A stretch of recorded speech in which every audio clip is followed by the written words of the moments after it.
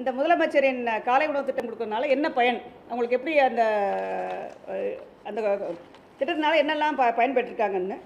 So குழந்தைகள் பார்த்தோம்னு சொன்னால் அட்டெண்டன்ஸ் வந்து ரெகுலராக வர்றாங்க. எல்லா ஸ்கூல்லையும் பார்த்தீங்கன்னா ஒரு 8:45 மணிக்கு சாப்பாடு கொடுத்துட்றாங்க குழந்தைங்க. ஸோ டைமுக்கு வந்துடுறாங்க. ஸோ பங்க்சுவாலிட்டி, அட்டெண்டன்ஸ் இம்ப்ரூவ் ஆகிருக்கு. குழந்தைங்க வந்து ஆக்டிவாக கிளாஸில் வந்து பதில் சொல்கிறாங்க.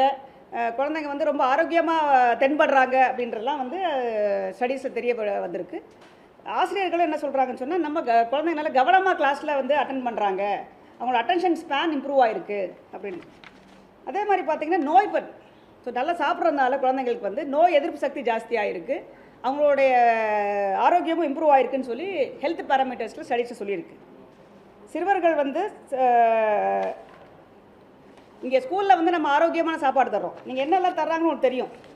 பொங்கல் வகைகள், கிச்சடி, உப்மா, அரிசி, ரவை, கோதுமை, சேமியா இதெல்லாம் செஞ்ச இன்க்ரீடியன்ஸாக வச்சு நமக்கு ஒவ்வொரு நாளைக்கு ஒரு மெனு போட்டிருக்கோம். அந்த மெனு படி நம்ம அந்த குழந்தைகளுக்கு இந்த காலை உணவு தர்றோம். அந்த உணவோடு சேர்த்து வந்து காய்கறிகளும் சேர்த்து நம்ம தர்றோம்.